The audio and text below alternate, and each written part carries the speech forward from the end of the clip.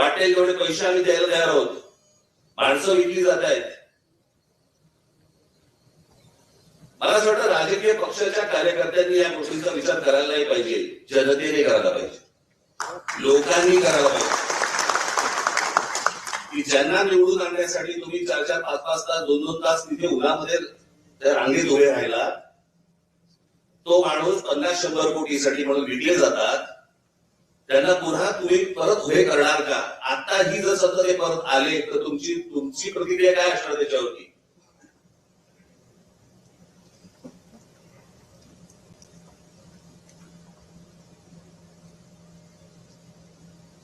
एक जुनं वाक्य आहे ते, स्वाभिमान गेला ना की उरतात फक्त जिवंत प्रेत.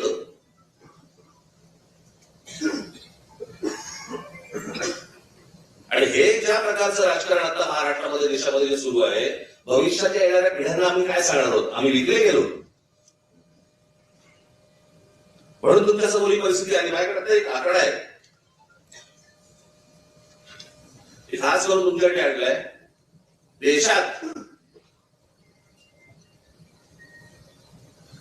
आत्महत्यांचं प्रमाण किती वाढलंय त्याचा आकडा इंडियन एक्सप्रेसचा रिपोर्ट आहे.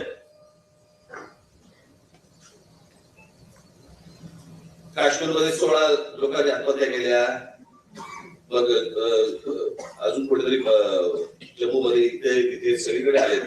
प्रत्येक राज्याच्या दिलेले आहेत.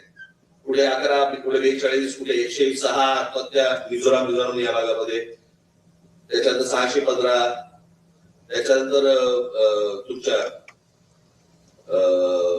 गुजरातमध्ये, मध्य प्रदेशमध्ये 15,000,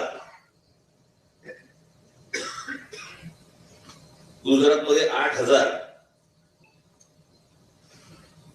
सर्वात जास्ती कुठे आहेत? 22,174.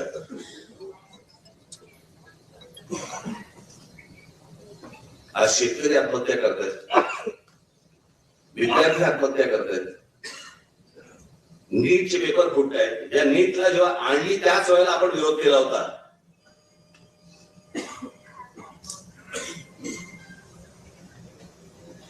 आज लहान मुलं पळवण्याचा प्रकार वाढलेले आहेत. खासदार आमदार जसे पळवले जातात तशी लहान मुलं पळवली जातात,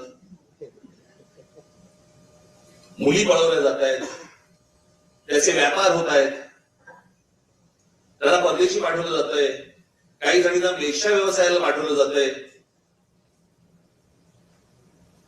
एवढे सगळे प्रश्न आज असून देशासमोर उभे असताना आमच्याकडे काय चालू आहे? आमची सत्ता टिकावी म्हणून आम्ही करोडो रुपये टाकायला तयार आहोत.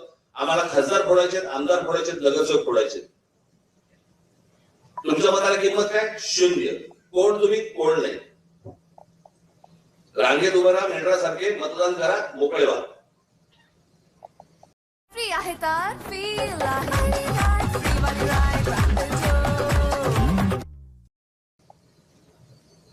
आज हे भारतीय जनता पक्षाकडनं सुरू आहे, उद्या दुसऱ्या पक्षांकडनं सुरू होईल, काही दुसऱ्या इतर पक्षांकडनं अगोदर पण झालेलं आहे.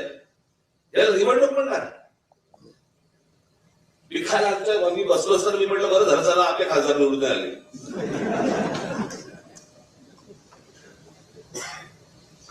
पण ह्या पळवापळवीच्या राजकारणामध्ये आपण मूलभूत गोष्टी आपण विसरून जातो आहोत. आपण महाराष्ट्राचं अस्तित्व विसरून जातो आहोत, महाराष्ट्राचा स्वाभिमान विसरून जातो आहोत, महाराष्ट्राची परंपरा विसरून जातो आहोत, देशाची परंपरा विसरून जातो आहोत. आणि चौबाजूने आम्ही काय बघतोय? आज या सगळ्या गोष्टी विकल्या जात आहेत. मी तुम्हाला आता एक आपल्या हे महावितरण ना